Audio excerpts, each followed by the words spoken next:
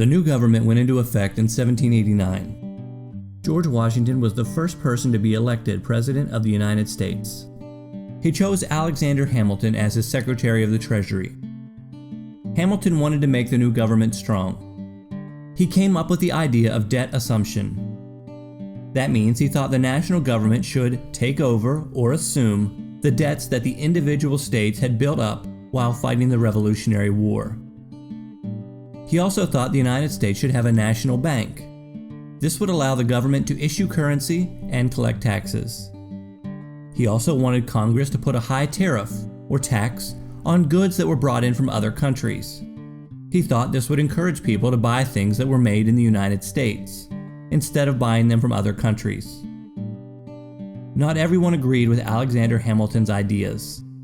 In fact, this is how political parties got their start in the United States. Federalists were people who supported Hamilton's ideas.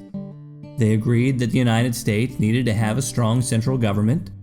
They thought this would help promote trade and grow industry. Most Federalists were from the North, in places like New York and New England. The people who did not agree with Hamilton were called Democratic Republicans. They were led by Thomas Jefferson. In South Carolina, people in the Low Country tended to be Federalists. People in the Upcountry were more likely to be Democratic Republicans. Most people across the state liked Hamilton's idea about debt. They agreed with him on debt assumption. Much of the war had been fought in South Carolina. The state had lots of debt because of it. This would allow the national government to pay off their debts for them. In some parts of the country, Democratic Republicans did not like the idea. So the two parties worked out a deal. The Democratic Republicans would agree to debt assumption if the Federalists agreed to move the nation's capital. The capital was currently in Philadelphia, but the Democratic Republicans wanted it moved further south. The Federalists gave in. They agreed to move the capital to an area along the Potomac River. This place would later be named Washington, D.C. The biggest controversy during this time was over the creation of a national bank. Democratic Republicans did not think Congress had the power to create a national bank. Federalists did not agree. They believed the Constitution gave Congress the power to do anything that was necessary and proper.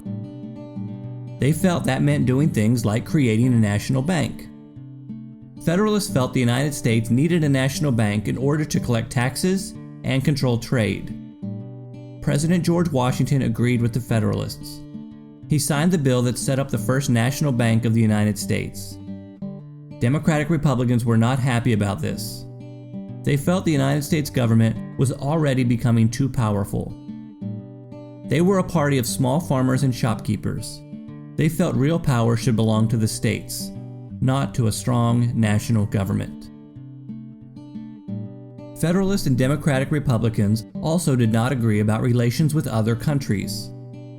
Democratic Republicans admired the French and thought the French Revolution was a good thing. They liked seeing the French people overthrow their king.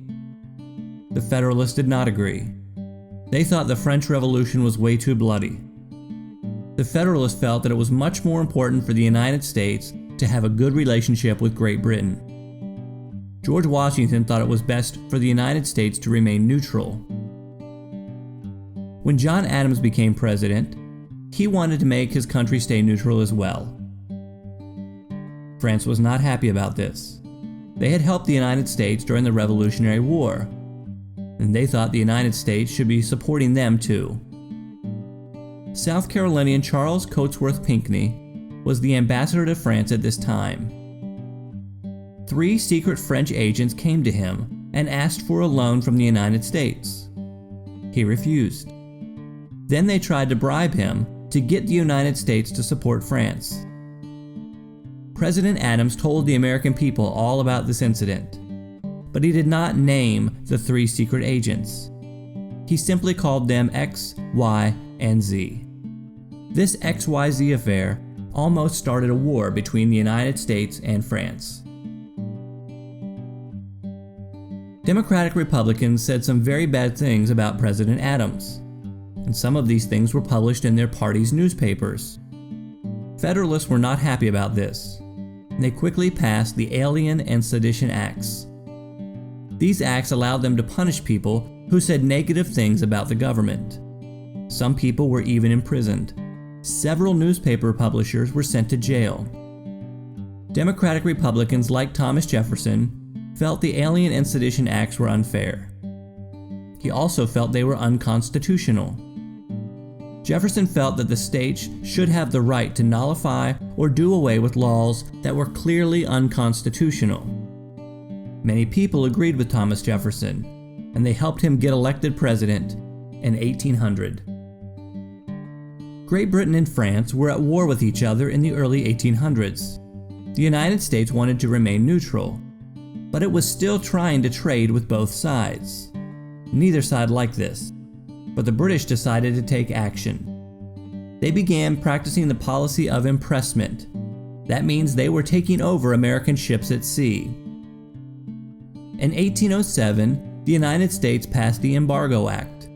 It said that the United States would no longer trade with either British or the French during this time. This was tough on the American economy. Federalists did not like the embargo. They felt it was hurting business and industry, especially in New England. Many people also believed that the British had been encouraging Native Americans to attack American settlers in the West. Relations between the United States and Great Britain were not good. In 1810, South Carolinian John C. Calhoun was elected to Congress. He felt the United States had every reason to declare war on Great Britain. In 1812, the United States finally did. Things did not go well for the Americans. They were defeated by the British in Canada, and then in 1814, the British attacked Washington, D.C. They set the Capitol and the White House on fire. The war came to an end a few years later. It was clear the United States was still a young nation, and it still had a lot of growing to do.